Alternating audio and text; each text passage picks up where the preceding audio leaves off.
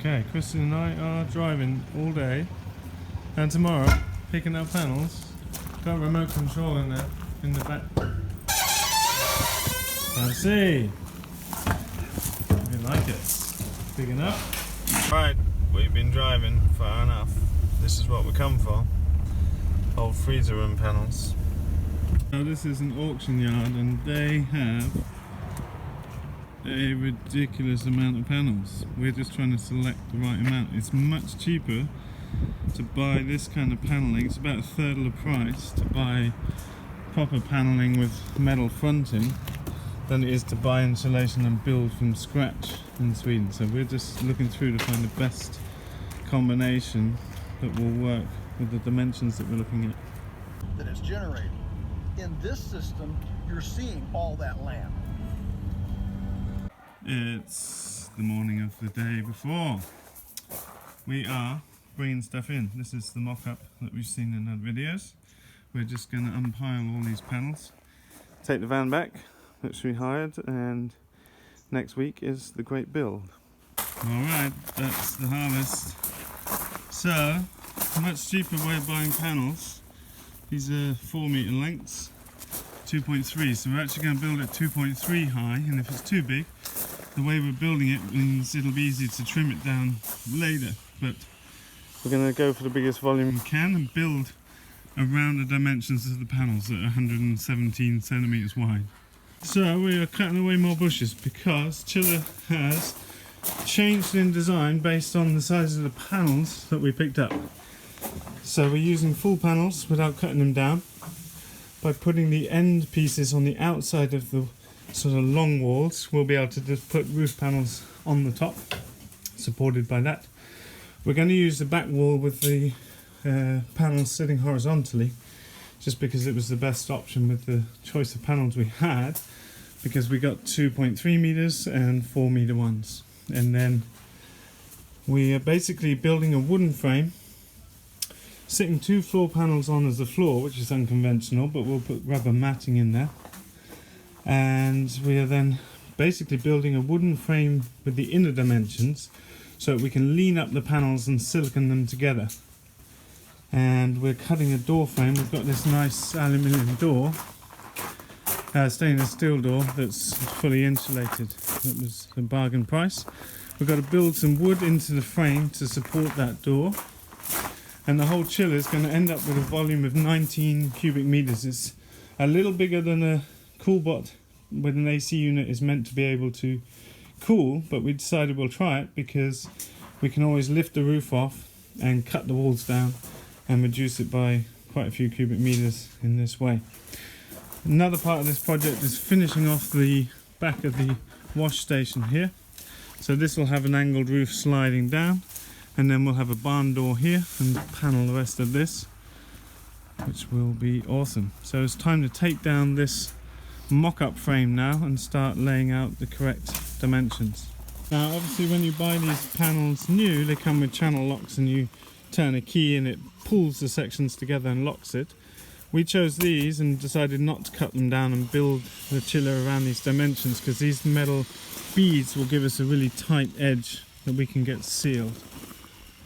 So even with the added cost of buying a door that we didn't anticipate, we were planning to build our own, it should come out about a quarter of the price of building a chiller this size as opposed to going out and buying it, with 40% running costs associated with using an AC unit and a coolbot. So this is the AC unit we will be seeing, and these are the quick connect pipes. They're already filled with argon gas, hermetically sealed. This is what makes using a split AC doable, because we don't need €1,000 a day chiller technician. And so here in Europe, where we only have AC units that are split units, where you have the compressor on the outside and the unit chilling inside, our only option if we want to use coolbots in Europe is to have a split system with a quick connect pipe. And so this is a good test for the benefit of other people as well. So first up is building a timber frame support for the floor that's going to sit on concrete posts and be perfectly level. So new dimensions are marked out, squared and true, and then we are using 3 concrete blocks on each side to support the wooden frame. So we have been just checking the height so that we can dig the minimum needed to put these blocks in the ground that will support the wood frame. And the blocks apparently have just arrived, so we can now load them up and hopefully we'll have them in place by the time they build their wooden frame to support the floor. Da da da da. So it's square and true. See if our support posts are. Now this is going to mean that our chiller is up off the ground because we're putting insulated panels on top of this frame. However, we're lifting stuff in grey crates from the pack station right here. So we don't actually ever need to wheel big loads of crates anywhere because they come out of the chiller to the pack station there. So we decided that's the best way to get over the undulating land, and we can always have a step to step up in the door, and that should do us good. So now we get to see if the frame fits the plan, which it looks like it does pretty good. And we've kept it a little bit off the edge of this shelter so that we can clad the shelter and the final frame. Yeah. Look at that.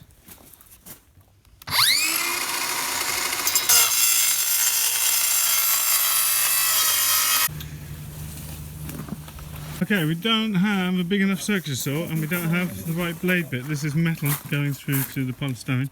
So we're using an old wood bit that's about to be thrown away anyway and just trashing it. Yeah. The metal skin is very, very thin. Technically it's not how you meant to use the saw, but it's good enough for the few cuts we have to make.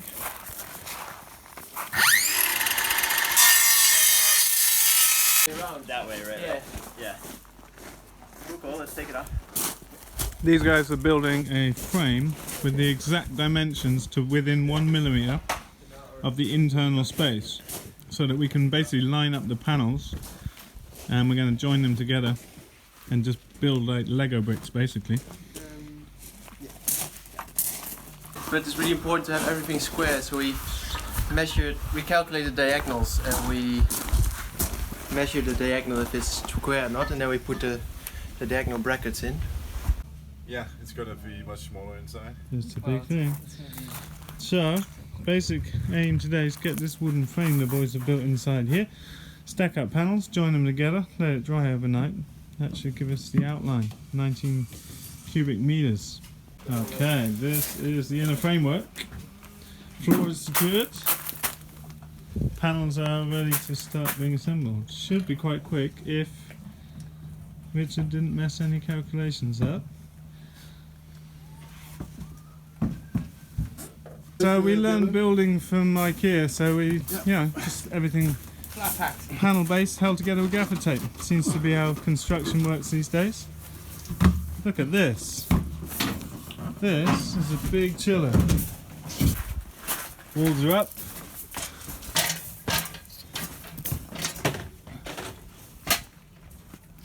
Pretty good job on the frame.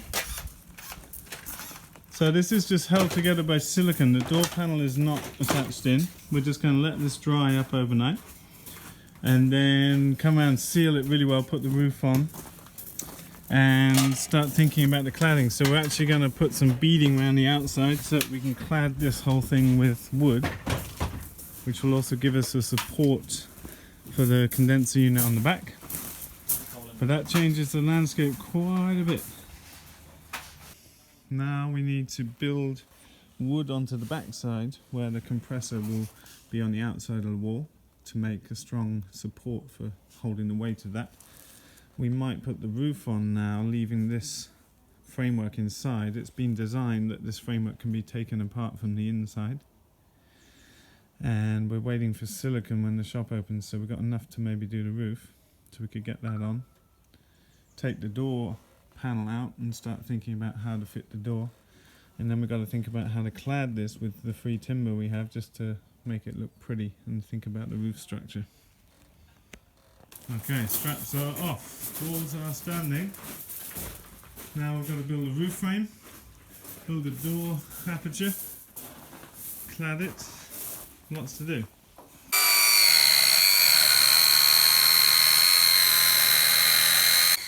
So, peeling back a little bit of the old roof to accommodate the new roof that's going to come down at the same angle as this one. it'll be a separate roof.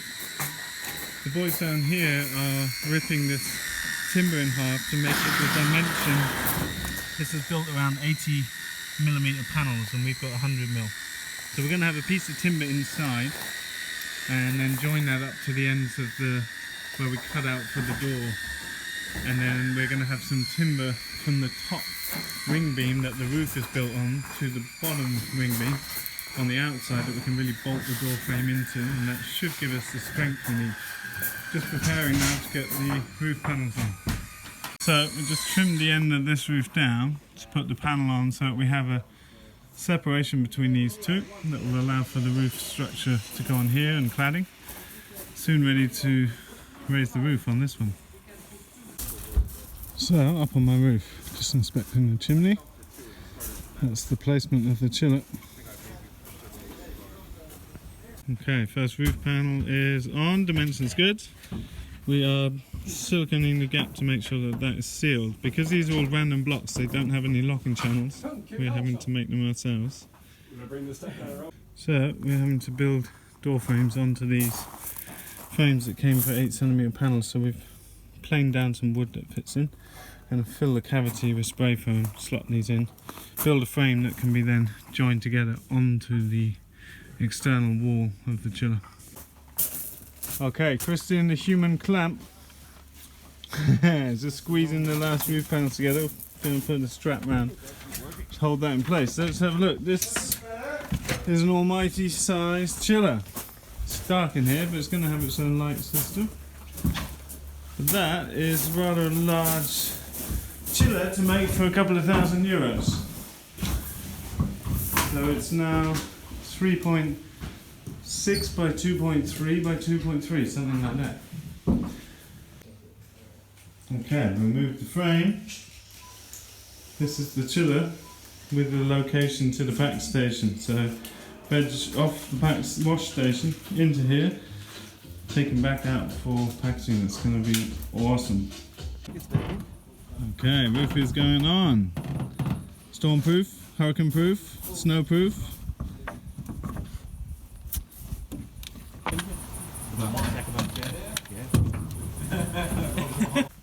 Okay, so door frames are connected up. We've got spray foam to fill the void here between the wood and the metal, and that gives us something to bolt onto an external frame and connect it through to the panel that we cut out. You see, this is going to be the door panel, and we've marked the sort of dimension on there.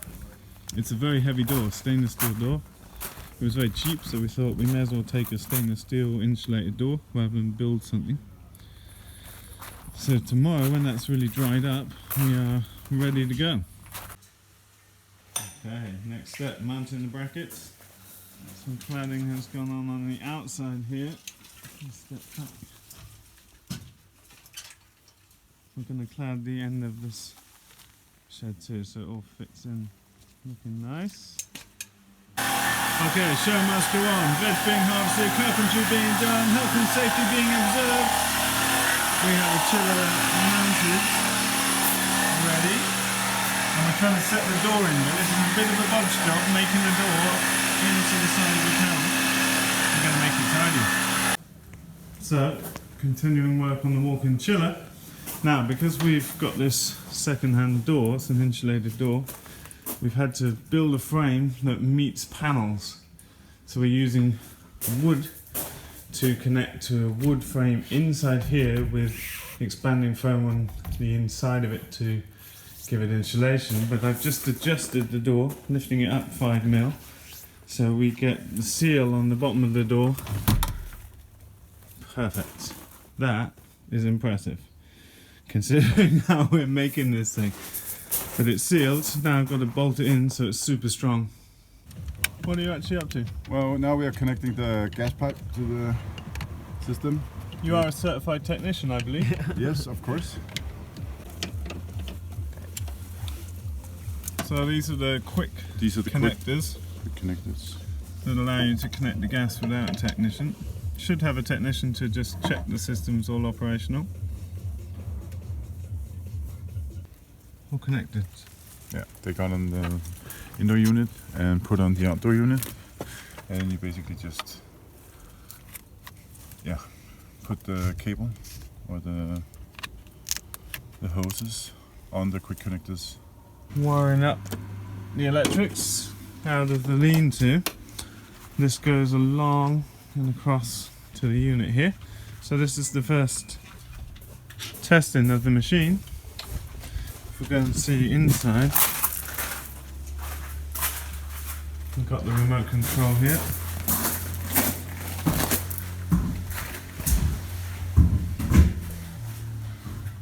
So this unit has to be run for 24 hours before you attach the coolbot. That's what it says in the manual. Power's on. Seems to work good.